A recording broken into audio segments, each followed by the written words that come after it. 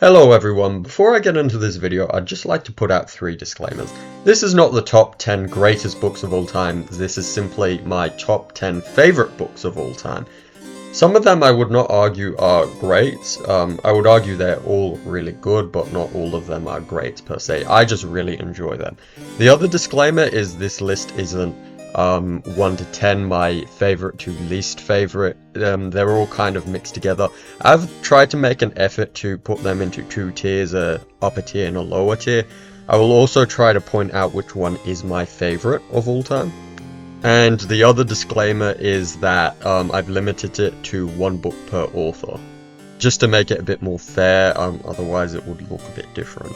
There was actually a lot of other books I wanted to mention, simply because I don't hear them actually get brought up too much. So if you like this video, I suppose in the future I could make a video on what I see as some of the most underrated books of all time, but just for today, it is just my top 10 favourite ones of all time at this moment. Feel free to comment any ones you think should be on the list, any ones you disagree with, any books you would recommend, anything like that. Just try to be respectful. So first, we're going to start off with the bottom tier. These are this is 10 to 6 of my top favourite books of all time. Once again, not listed in the order of how I like them. Firstly, Fahrenheit 451 by Ray Bradbury, written in 1953. Now this book I think is the most accurate depiction of the modern day society ever, in my opinion. More so than 1984, more so than Brave New World. I do think 1984 is better than this book. I don't think Brave New World is, not by a long shot. I will die on that hill. But essentially what this book is about is that American society comes together and they decide to get rid of books. And their solution to it is they just go around and burning them. And it's not just books, it's essentially intellectualism and thinking about anything too deeply. And you think, well, America's not quite going around and burning books yet. Until you sort of start to see this fire as metaphorical, the way books and intellectualism and ideas are kind of being thrown aside for easy entertainment and easy answers. And the way entertainment has taken over to a point where people literally just will not connect with each other. One of the most brilliant things about this book, I personally think, is it shows the way that society will actually surrender its own freedom in order just to have more comfort, which is something concerningly you're seeing in a lot of countries. The reason this book isn't quite higher is because I didn't actually enjoy reading this book very much initially. I found it a bit boring, but I really enjoy looking back on it, and I would certainly recommend it. The next book on this list is Metro 2033 by Dmitry Glukhovsky, at least I think that's how you pronounce it. This book, essentially what it's about is the nuclear apocalypse happens and the people of Moscow try to hide in the metro system, which has actually been designed as a giant nuclear bunker. I'm not sure if it has been in real life, but it'd be really cool if it is. This book has 2 really major strengths, and the first one is the atmosphere. The atmosphere is absolutely amazing and very terrifying at times. The author actually goes to a lot of effort to give you these small sort of stories on the side which explain little bits of the lore and sort of get you wondering which ones are true and which ones aren't. Especially because he never really tells you which ones are true, and a couple of the sequels he says a few are fake, but you're never really quite sure. And the other really brilliant part about this book is the factions. I believe the author actually studied geopolitics or something along them lines in university, so he actually used a lot of his knowledge in real life to explain the faction. And it's really interesting how all the people in the different stations sort of see the world after the apocalypse and actually take the circumstances. Some people really flourish down there, some people really don't.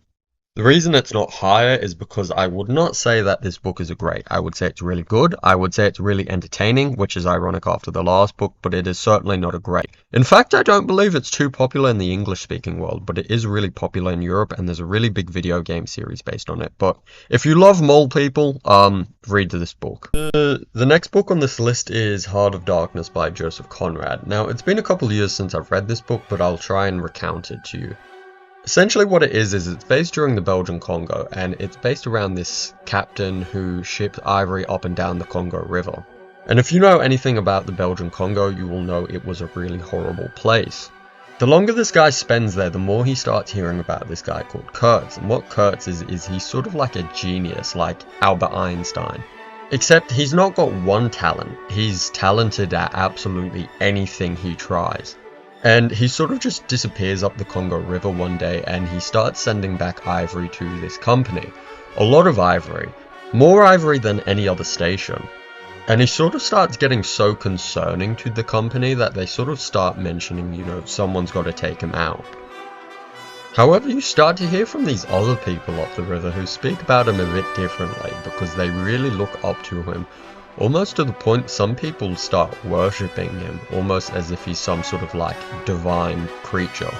This book is really bizarre and really well written and really philosophical, and I can't give it enough credit in this video.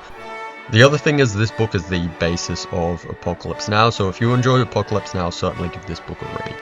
The next book on this list is Do Androids Dream of Electric Sheep by Philip K. Dick. It's the basis of Blade Runner, so if you've ever watched that movie, please read the book. It's very good. It is actually quite different from the movie, and I will explain it.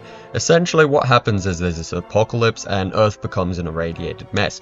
All the rich bugger off to different planets and start these outer space colonies and leave the poor dying and rotting on Earth. In these outer space colonies, they start building this workforce of robots, which they call androids. However, over time, these androids become more and more human-like to the point you literally need machines to tell humans and androids apart. A lot of these androids escape and come to Earth. Now, this comes to the story, where the protagonist, his job is to hunt down these androids and put them out of service.